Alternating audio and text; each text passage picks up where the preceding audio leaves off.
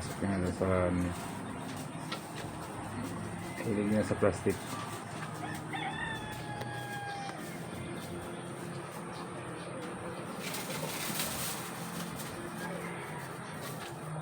Diba sila ng ugad. Hindi nila mapasok sa ano.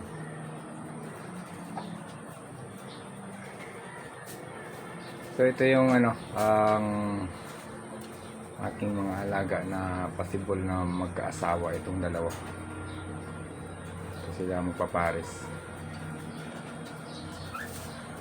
Yung napansin ko lang dito yung kanilang crested, yung kanilang ulo. Ito yung sa baba, yan. Patulis yung ulo niya, pataas. So, ayan. Pero yung isa, ano yun?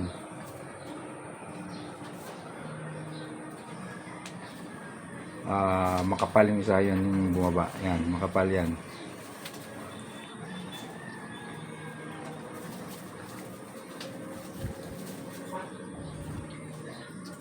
Tuwa sila sa plastic eh.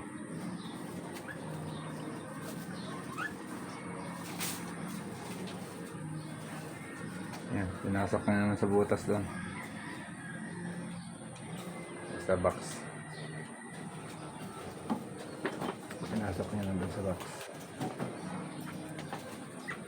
Tignan natin. Yan.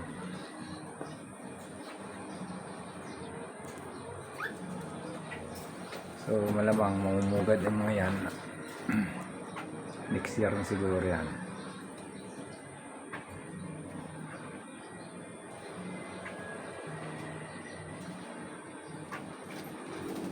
Wala nang laman.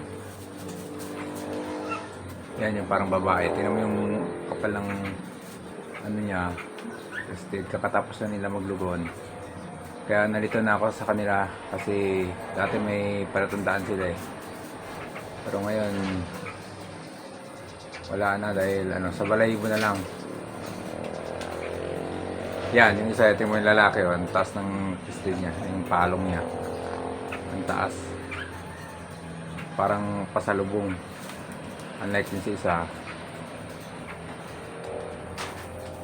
makapal yung sa isa eh. Yan yung babae, may daladalang ano. Ito yung lalaki, ayun, pasalubong. Patayo yung kanyang palong. Mantala yung babae, makapal, mababa lang. Sipag ng babae magano ng ano.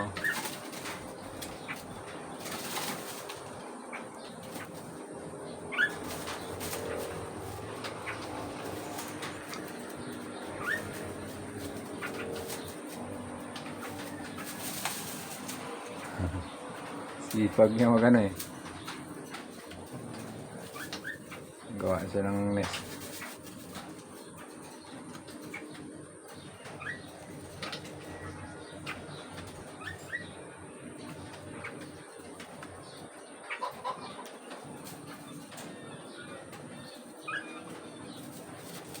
Ito di pa tapos maglugon eh. Yan o.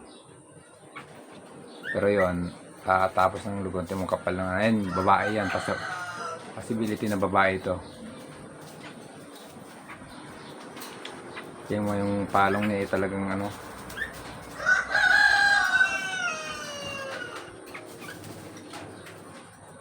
Ayun natin mo, salubong yung palong niya.